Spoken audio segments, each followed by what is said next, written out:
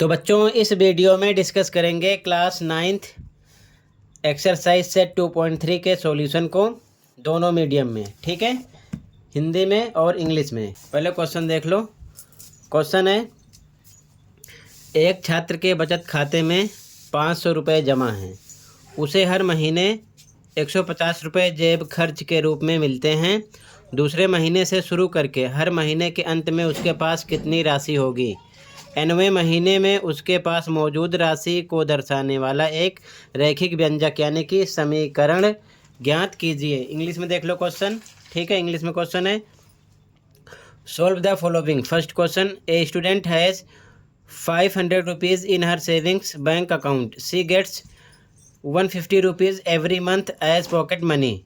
How much money will she have at the end of every month from the second month onwards? Find a linear expression to represent the amount she will have in the nth month. ठीक है, ध्यान से देखो। यानी कि 500 रुपये bank account में हैं, 150 हर महीने मिल रहा है, ठीक है। तो इसी के अकॉर्डिंग हमको 2-3 महीने का अमाउंट बताना है और साथ में एक लीनियर एक्सप्रेशन बनाना है, ठीक है। तो लीनियर एक्सप्रेशन कैसे बनाओगे, यानी कि रैखिक व्यंजक यानी कि रैखिक समीकरण कैसे बनाओगे? ध्यान से देखो। आप चाहो तो इसे स्टेटमेंट टाइप में भी लिख सकते हो, लेकिन काफ़ी बड़ा हो जाएगा। तो आप जिस प्रकार बुक में ये एग्जाम्पल दिखाए गए हैं, इसी के बेस पर मैं आपको समझा रहा हूँ। ध्यान से देखो, थोड़ा ईजी हो जाएगा इससे, ठीक है। तो सबसे पहले आपको बनाना है बॉक्स, ठीक है। ध्यान से देखो कैसे करोगे।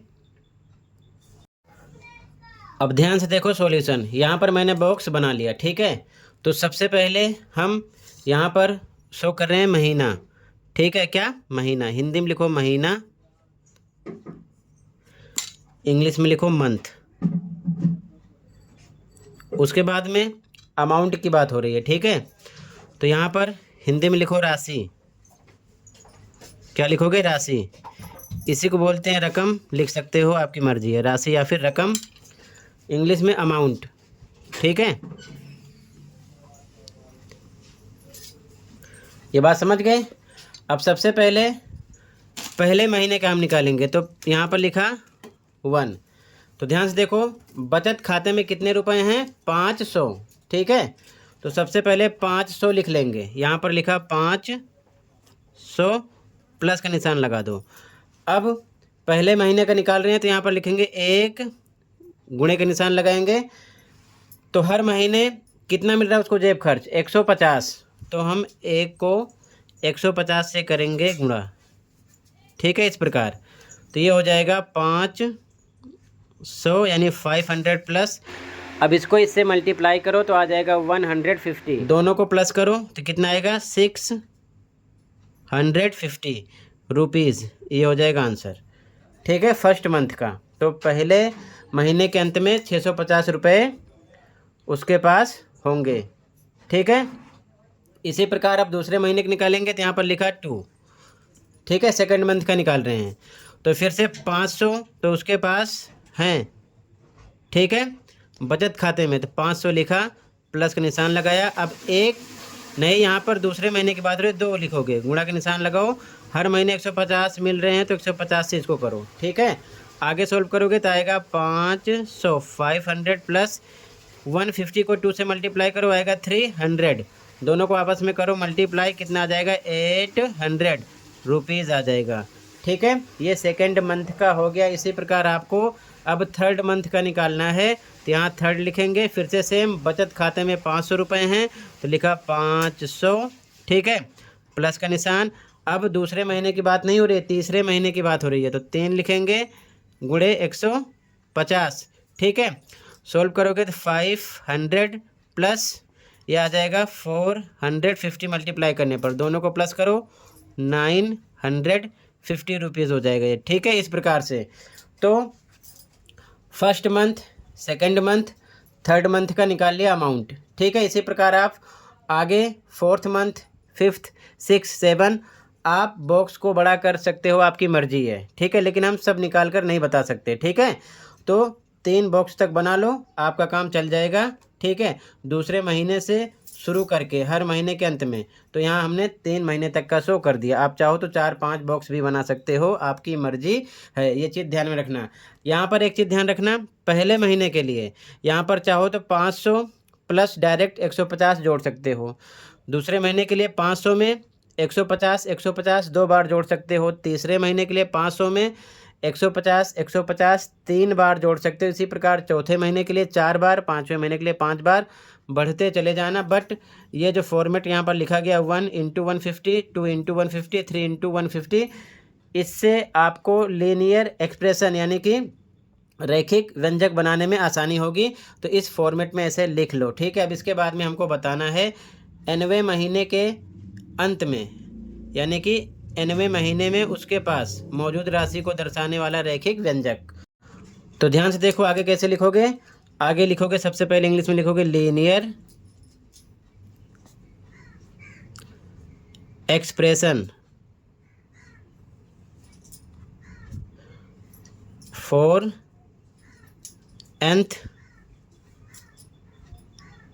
मंथ, ठीक है। हिंदी में लिखोगे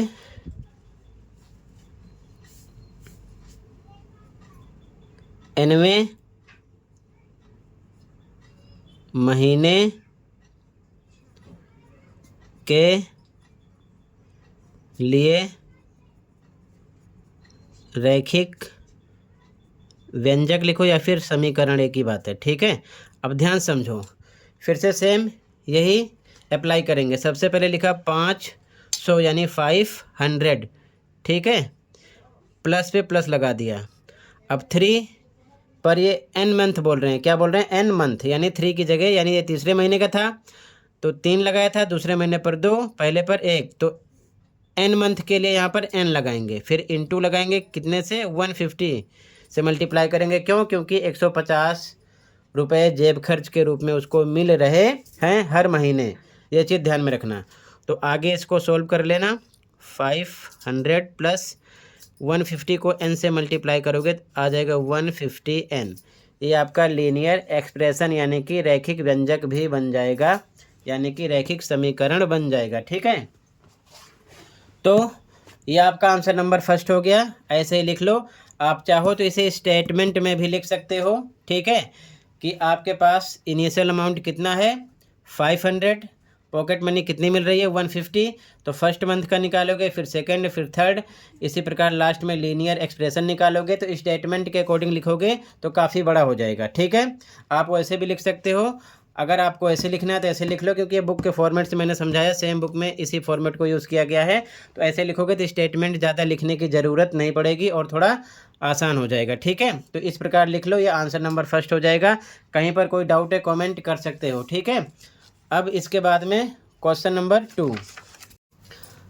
क्वेश्चन नंबर सेकंड है बच्चों, एक रैली 120 सदस्यों के साथ शुरू होती है।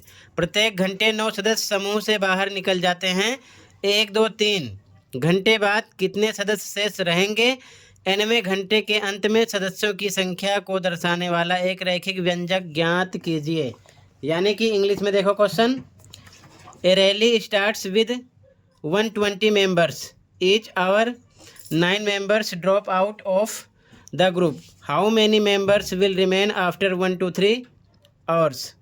Find a linear expression to represent the number of members at the end of the nth hour.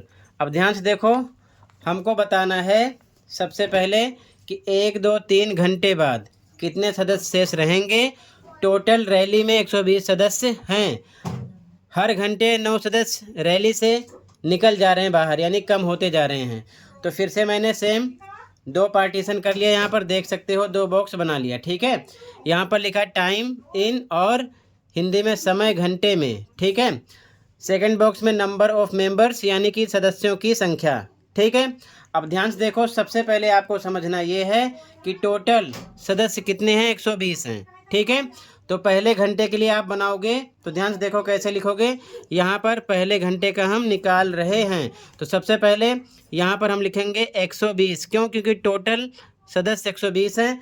अब इसमें से हर एक घंटे 9 सदस्य माइनस होते जा रहे हैं, यानी बाहर निकल रहे हैं। तो यहाँ पर लगा देंगे माइनस। सबसे पहले 1 घंटे के लिए यहाँ पर लिखेंगे 1 गुणे में 9, ठीक है।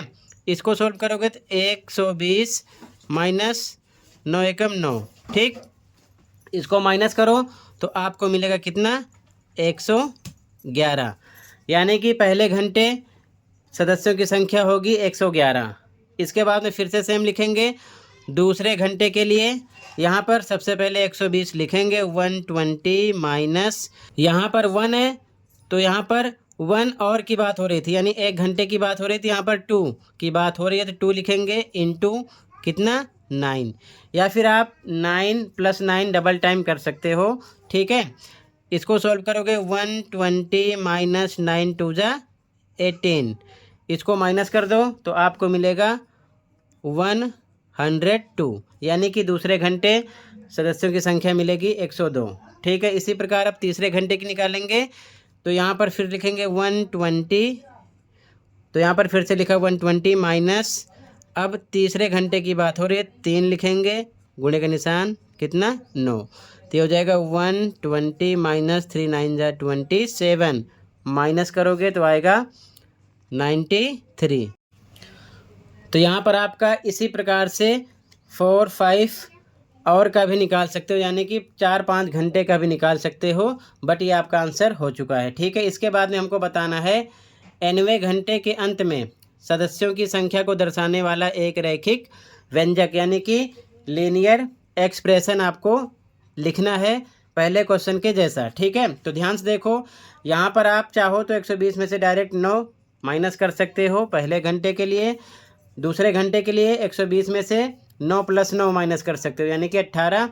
तीसरे घंटे के लिए 120 में से 9 + 9 + 9 3 बार जोड़ के माइनस करोगे, बट पहले घंटे के लिए 1 × 9 किया, दूसरे घंटे के लिए 2 × 9, तीसरे के लिए 3 × 9 किया। इस फॉर्मेट में लिखने से आपको लीनियर एक्सप्रेशन यानी कि रैखिक व्यंजक बनाने में दिक्कत नहीं होगी, ठीक है।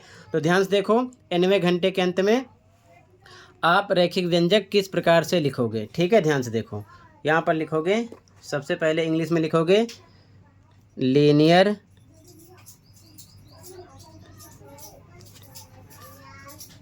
एक्सप्रेशन,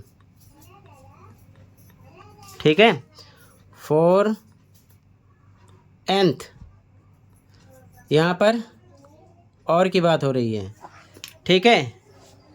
हिंदी में लिखोगे nवें घंटे, ठीक है, के लिए क्या निकाल रहे हो आप, रैखिक व्यंजक, रैखिक व्यंजक, ठीक है, या फिर रैखिक समीकरण। अब ध्यान से देखो कैसे लिखोगे, यहाँ पर देखो सबसे पहले 120 आपको लिखना है, माइनस किया। अब यहाँ पर और की बात हो रही है, यानी घंटे के लिए n लगाएंगे क्योंकि n की बात हो रही है, ठीक है, इंटू कितना, 9, क्योंकि हर घंटे 9 सदस्य बाहर निकल रहे हैं, यानी कि माइनस हो रहे हैं, ठीक है। तो इक्वल आएगा 120 माइनस 9 को n से मल्टीप्लाई करो, 9n हो जाएगा। यही आपका लीनियर एक्सप्रेशन यानी कि रैखिक व्यंजक हो गया। तो ये आपका आंसर नंबर 2 हो गया, ठीक है। इसी प्रकार लिख लो, कहीं पर कोई डाउट है कमेंट कर सकते हो, ठीक है। अब सीधा देखो क्वेश्चन नंबर 3, ठीक है। अगला क्वेश्चन नंबर 3 है बच्चों, मान लीजिए एक आयत की लंबाई 13 सेंटीमीटर है, यदि चौड़ाई एक बार 12 सेंटीमीटर है, दूसरी बार 10 सेंटीमीटर, तीसरी बार 8 सेंटीमीटर है, तो उसका क्षेत्रफल ज्ञात करना है तीनों बार का। और आगे कह रहा है कि आयत के क्षेत्रफल को दर्शाने वाला रैखिक पैटर्न ज्ञात कीजिए, ठीक है। इंग्लिश में क्वेश्चन देखो, question 3, suppose the length of a rectangle is 13 centimetre, find the area if the breadth is 12 centimetre, 10 centimetre, 8 centimetre, find the linear pattern representing the area of the rectangle. ध्यान से देखो, यहाँ पर हमको length पता है और 3 बार ब्रेथ दे रखे हैं, ठीक है। सबसे पहले एरिया निकालना है, उसके बाद में लीनियर पैटर्न बताना है, ठीक है। तो यहाँ पर हमको सबसे पहले लंबाई पता है, तो यहाँ पर कैसे लिखेंगे, यहाँ पर देखो ध्यान से लिखेंगे गिवन, इंग्लिश में गिवन, हिंदी मीडियम वाले बच्चे लिखेंगे दिया है, दिया है। अपने मीडियम में लिखना है, क्या दिया है, लंबाई यानी कि लेंथ, तो यहाँ लिखेंगे L इक्वल 13 सेंटीमीटर।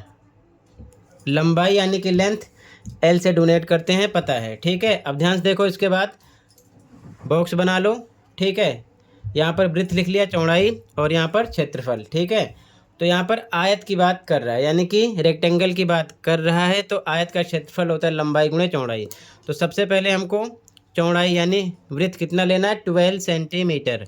तो यहाँ पर हम लिखेंगे 12 सेंटीमीटर, और लेंथ आपको पता है 13 सेंटीमीटर दिया है।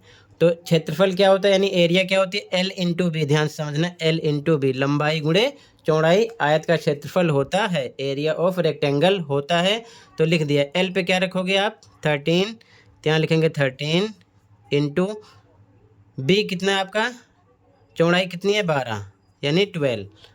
इन दोनों का आपस में करो मल्टीप्लाई, ठीक है।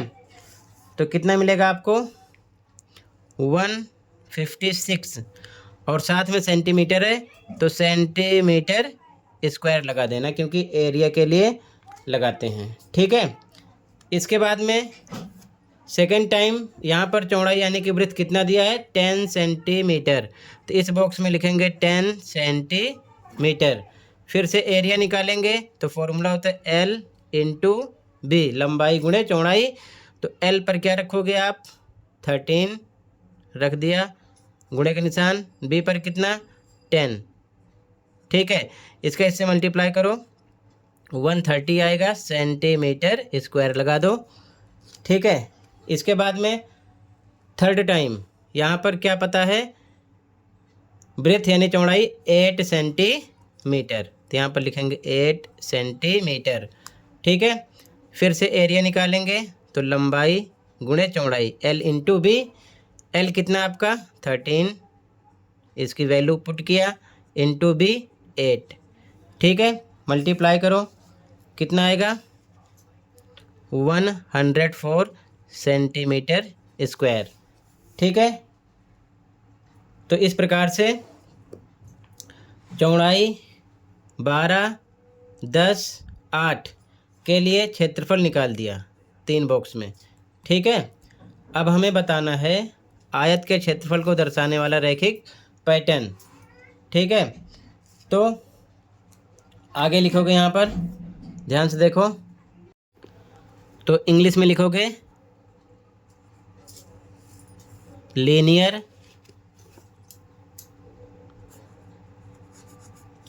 पैटर्न फॉर एरिया, हिंदी में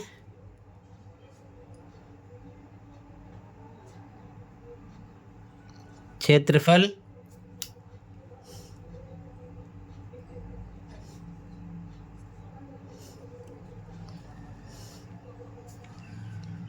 के लिए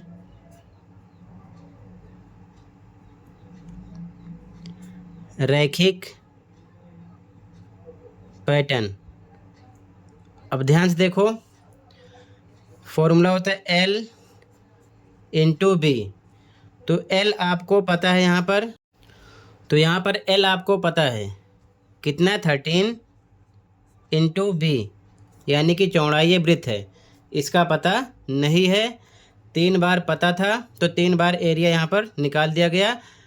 चौथी बार पैटर्न के लिए L का पता है 13 है, क्वेश्चन में गिवन है, लेकिन B का पता नहीं है, तो B पर भी हम रख देंगे। इसको आगे सॉल्व कर लो, तो हो जाएगा 13B। तो क्वेश्चन नंबर 3 का आंसर कंप्लीट हो जाएगा, ओके। अगला क्वेश्चन नंबर 4, मान लीजिए एक आयताकार बक्से की लंबाई 7 सेंटीमीटर तथा चौड़ाई 11 सेंटीमीटर है। यदि ऊंचाई पहली बार 5 सेंटीमीटर है, दूसरी बार 9 सेंटीमीटर, तीसरी बार 13 सेंटीमीटर है, तो उसका आयतन ज्ञात कीजिए। उसके बाद में आयताकार बक्से को दर्शाने वाला रैखिक पैटर्न भी बताना है, यानी ज्ञात करना है। इंग्लिश में देखो क्वेश्चन नंबर 4, ध्यान से देखो। Suppose the length of a rectangular box is 7 centimetre and breadth is 11 centimetre. Find the volume if the height is first 5 centimetre, second 9 centimetre, third पर 13 centimetre. Find the linear pattern representing the volume of the rectangular box.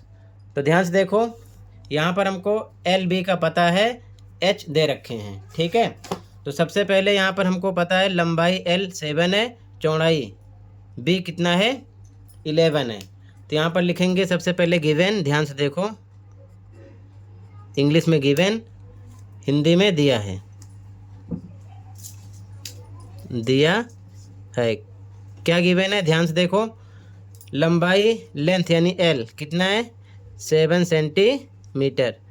और क्या पता है?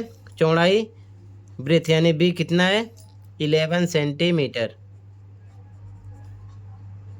ठीक है, अब इसके बाद में हाइट पता है, ऊंचाई पहली बार 5 है, दूसरी बार 9 है, तीसरी बार 13 है. ठीक है, तो यहाँ पर बॉक्स बना लिया, इसमें लिखा हाइट यानी ऊंचाई. यहाँ पर वॉल्यूम यानी कि आयतन निकालना है, तो इस बॉक्स में वॉल्यूम लिख दिया यानी आयतन. तो पहली बार हाइट कितनी है? ध्यान से देखो 5 सेंटीमीटर. ठीक है, तो यहाँ पर हमने लिखा 5 सेंटीमीटर. हमें निकालना क्या? वॉल्यूम. तो जो बॉक्स है वॉल्यूम उसका क्या होता है, फॉर्मूला आपको पता होना चाहिए. तो वो होगा L into B into H. ठीक है, L B H, L into B into H, मतलब कि लंबाई गुणे चौड़ाई गुणे ऊंचाई. तो लंबाई L, चौड़ाई B आपको पता है, तो इसकी वैल्यू यहाँ से रखो 7, L पर रखा 7 इंटू B पर 11 इंटू एच, यहाँ पर आपको पता है 5. ठीक है, इसका करोगे मल्टीप्लाई. ठीक है, तो कितना आ जाएगा 385 सेंटीमीटर.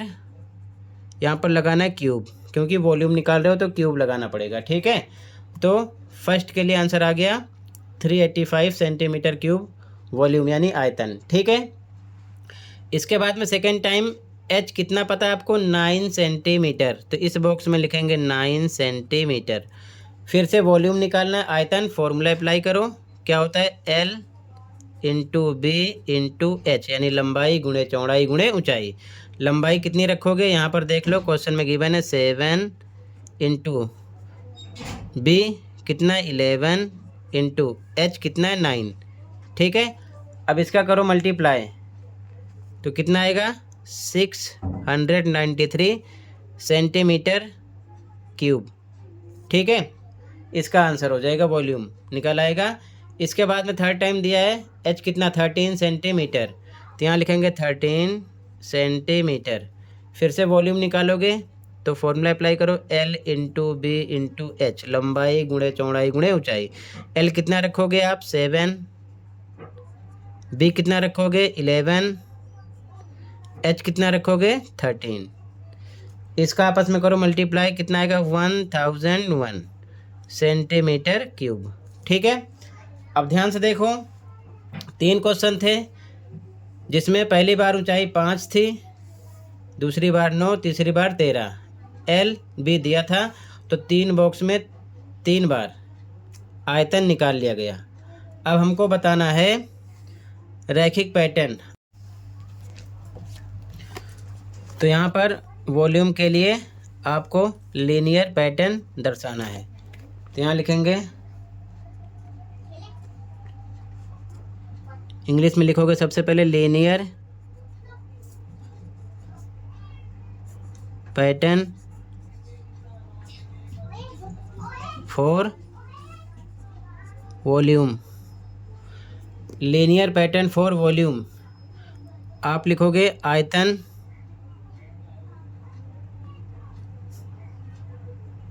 के लिए रैखिक पैटर्न.